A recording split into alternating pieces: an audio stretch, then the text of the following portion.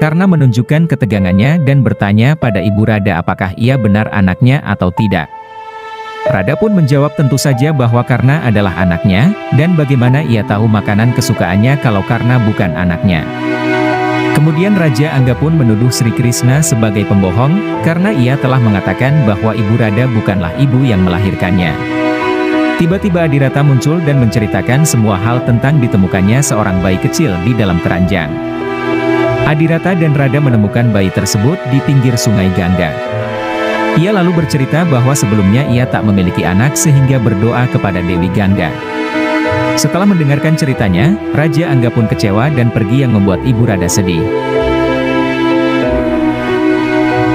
Di Hastinapura, Basudewa Krishna telah menyelesaikan tugas dan tanggung jawabnya. Kini Sang Narayan itu berpamitan kepada Perdana Menteri Widura, istrinya dan juga Ibu Ratu Kunti. Perdana Menteri Widura meminta maaf kepada Basudewa Krishna. Ia meminta maaf lantaran telah mengundang Krishna sebagai pembawa perdamaian malah justru menjadi sumber penghinaan kepadanya. Dan Ibu Ratu Kunti yang masih dalam keadaan bimbang diberi saran oleh Krishna untuk mengungkapkan perasaannya secara langsung. Kemudian Basudewa Krishna pun pamit dan meninggalkan kerajaan Hastinapura dengan menyisakan kata perang yang mutlak akan terjadi. Di pinggiran sungai Gangga, Raja Anggakarna tengah memikirkan segala ucapan yang dilontarkan oleh Krishna kepadanya. Ucapan dari Krishna dan juga ucapan dari Ibu Radha tentang statusnya, dua hal itu terngiang di kepalanya yang membuat jiwanya terguncang. Rosali datang menghampiri Raja Angga untuk menghibur dan memberi saran agar menanyakan langsung kepada Ibu Kunti. Raja Anggakarna masih begitu galau dengan keadaan, mengingat Arjuna yang telah ia anggap sebagai lambang penghinaan kepadanya dan keinginannya untuk mengalahkan serta membunuh Arjuna, namun fakta yang ada adalah Arjuna merupakan adiknya sendiri. Pada gelapnya malam, Raja Angga tidak bisa tertidur, ia berjalan di tepian sungai Gangga. Di tempat lain Ibu Kunti juga tidak bisa tidur memikirkan keadaan yang muncul di pikirannya.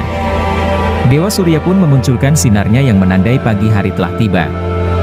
Raja Anggakarna memberi penghormatan kepada Dewa Surya sekaligus berencana untuk memberikan sedekah kepada semua pemohon dan peminta yang ada.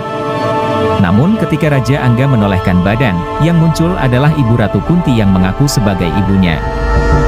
Tanya jawab di antara keduanya berlangsung panjang. Kekecewaan Raja Anggakarna kepada Ibu Kunti disebabkan karena Ibu Kunti datang di waktu seperti ini, dan Raja Anggakarna pun membuat Ibu Ratu Kunti menangis berhari-hari karena keadaan ini. Ibu Kunti tetap berusaha untuk meyakinkan Raja Angga bahwa ia adalah ibu kandungnya. Namun suasana semakin mencekam ketika Karna memanggil Kunti dengan Ibu Ratu. Kunti menyesalkan tindakannya di masa lalu yang berakibat Raja Angga diasuh oleh Ibu Radha. Raja Anggakarna menjawab bahwa seluruh kehidupannya ini adalah hasil dari kesalahan Ibu Ratu Kunti. Raja Angga saat ini di posisi yang sangat sulit. Di satu sisi ia harus berjuang di pihak Duryudana dan di sisi lain, lawannya adalah adik-adiknya sendiri.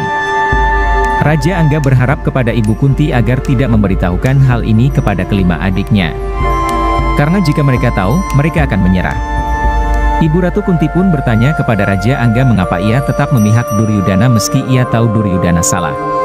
Raja Angga menjawab bahwa hal itu ia lakukan karena sebelumnya Duryudana melakukan hal yang benar. Duryudana mengesampingkan kasta dan menawarkan persahabatan ketika di arena melawan Arjuna, bahkan hal itu tidak dilakukan oleh Panglima berpengalaman. Sebelum Raja Anggakarna pergi meninggalkan Ibu Kunti, Raja Angga memberikan janji kepadanya bahwa hanya akan ada satu putra Kunti yang akan mati. Hanya Pangeran Arjuna atau Raja Anggakarna yang akan bertempur sampai mati menjemput salah satunya. Dengan kata lain, jika Arjuna yang menang ia boleh melakukan upacara terakhirnya dan jika Arjuna yang mati maka Raja Anggakarna lah yang akan memimpin pasukan Pandawa. Lalu Raja Angga bersujud dan sang Ibu Ratu semakin tenggelam dalam kesedihannya. Di Istana Wirata, surat dari Basudewa Krishna telah datang. Pesan itu diterima langsung oleh Pangeran Arjuna dan sang pangeran pun segera masuk ke ruang sidang istana. Lalu memberitahukan bahwa tawaran perdamaian Pandawa telah ditolak oleh pihak Kurawa. Hal tersebut membuat semua orang yang ada di ruang sidang kembali meningkatkan adrenalin peperangan, bahkan Yudhistira sampai mengatakan bahwa mereka siap untuk penghancuran. Raja Wirata pun mengingatkan bahwa ini anggap saja sebagai awal yang baru. Kemudian putra tertua Pandawa ini memerintahkan kepada seluruhnya termasuk putra-putranya itu untuk bersiap menjemput perang besar, dan juga memerintahkan Arjuna serta Bima untuk mengirim pesan kepada para sekutu agar berkumpul dengan bala tentaranya. Drupadi tiba-tiba masuk ke ruang sidang istana dan mengatakan bahwa ia serta semua perempuan dinasti Kuru akan menyertai ke medan perang, dengan tujuan untuk melengkapi kebutuhan di medan perang seperti obat-obatan dan lain sebagainya. Pangeran Duryudana yang berada di tempat latihannya sedang memukul patung Basudewa Krishna dan mengatakan bahwa ia akan membunuh Basudewa seperti itu. Raja Anggakarna pun datang untuk menenangkannya, namun Pangeran Duryudana semakin naik pitam. Raja Angga memberi kabar bahwa tantangan perang sudah dikirim dan agar bersiap menghadapi perang.